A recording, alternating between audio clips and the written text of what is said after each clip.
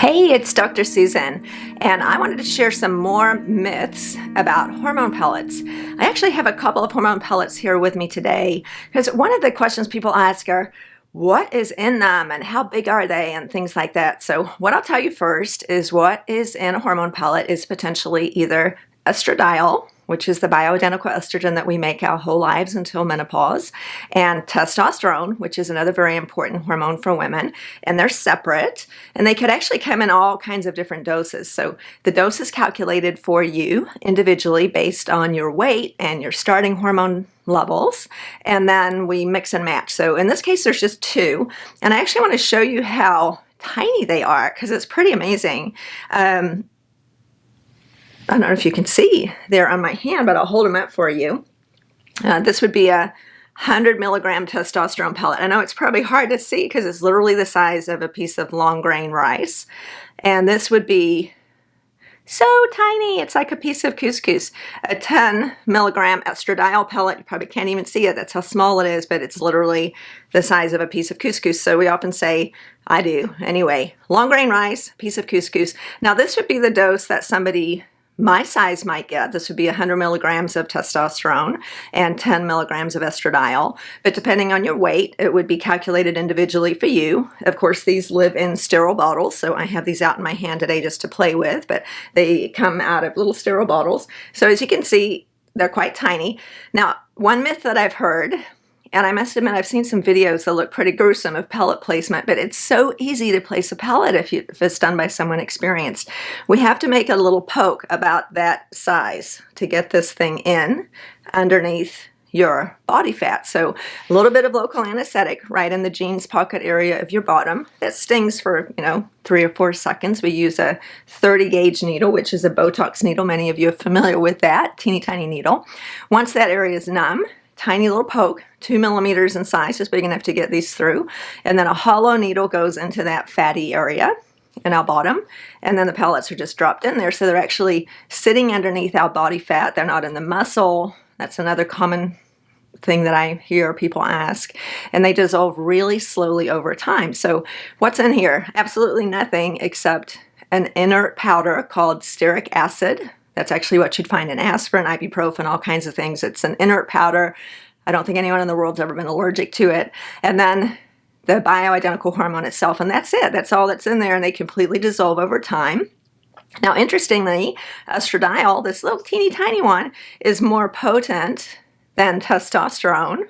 So we notice the effects of the estradiol a little bit more quickly in 2 to 3 days. So if you have hot flashes, night sweats, those low estrogen symptoms, they will be gone, like 100% gone within 2 to 3 days. The testosterone picks up a little bit slower. It's not quite as potent, so it might take a couple of weeks before we notice the effects. So that kind of puts to rest any idea that it's a major operation with these big giant things that are being put in our body. That's just not the case. There's also a myth that there's some kind of casing or some kind of outside that has to be removed. That's not the case at all. There's no casing. It's just powder tightly compressed with the hormone in it. And again, it completely dissolves over time. So another myth that I hear is that your levels are going to be fine and then they're going to drop and you're going to feel like crap again and then have to go back and get another pellet. Well, yes, you are going to have to get another pellet, but we want to time it such that you don't have that big crash. We want you to feel really good all the time. We don't want you to feel terrible every 3 to 4 months. These last 3 to 4 months for women. A little bit longer for men because, of course, we're using higher doses of testosterone. But 3 to 4 months, and that depends largely on a couple things. One is just your individual metabolism. Everybody's different, right? And the other one is how much you exercise. So I'm really active. If I'm training for a triathlon, they're going to last about 3 months. Now, if I was injured and sitting on the couch, they'd probably last 4 months. So the great majority of my patients, they last about 3.5 months. So how do we know? Well, actually, the first go-round is a little bit of an experiment. So we check your levels 6 weeks after the pellet's placed. By that level, we can get an idea what type of a metabolizer you are, how quickly the levels have gone up. Usually we get it right. Now in my group, we tend to give a little bit lower dose the first time, and I think that's a really important thing to do. That's why in our practice, our side effect rate is very close to 0. because we don't raise people too high.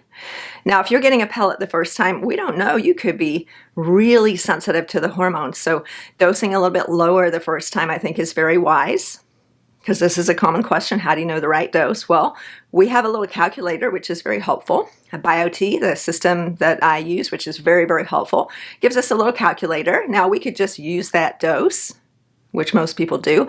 I don't use that dose. I actually drop it down a little bit, and I found that very, very helpful, which is why our side effect rate is very, very low. Now, at the 6-week mark, there's a teeny tiny chance that your dose might be too low, but I would much rather it's a little low than too high, because we can always give you a little bit more.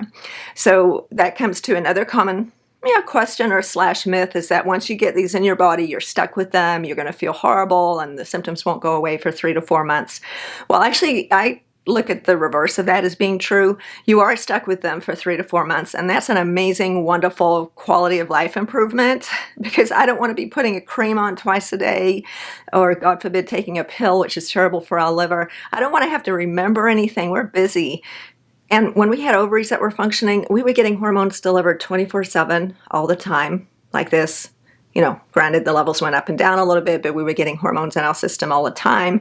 With creams and other forms of daily application of hormones, you're getting a big spike once a day, and then it drops off, up and down. If you're getting testosterone injections, not only are they not bioidentical and they're terrible for your liver, but you get this weekly high and low.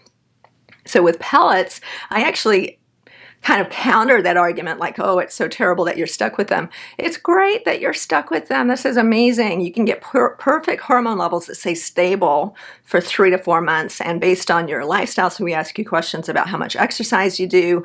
Of course, we check your levels 6 weeks after the first pellet to see what kind of a metabolizer you are, and then we can get the level right for you, which will be different than another person, because everybody's different. So that really is a myth that there's something wrong with being stuck with them. Now, that being said, it's really, really important to find a provider who does look at individualizing this for you, because I know there are people out there that just follow that cookbook and just give you what the book says time and time again. What happens if that is the case is that your levels can go up over time. We call it a stacking effect, where there's a little bit of hormone still in your system and you get more, and it's going to go up and up. So it's really important that your provider takes that into account. And every time you come in to get a pellet, we ask you a bunch of questions, we reassess. I personally don't give estrogen every single time because the levels would go up. We'd get breast tenderness and other symptoms. So we need to see a provider who's very careful to individualize this for you. And if that's the case, then you can have hormone levels that are really pretty darn stable over time, which is amazing. So I hope that helps you to understand a little bit more about how hormone pellets work and how they're teeny tiny, and placing them is really easy. I actually go to the gym the same day after mine, although they say you're not supposed to. I just do it anyway because that's how I roll. Really no downtime. And then if you have other questions for me about this or anything else, you can submit them to drsusan.com/ask, and I look forward to talking to you next week.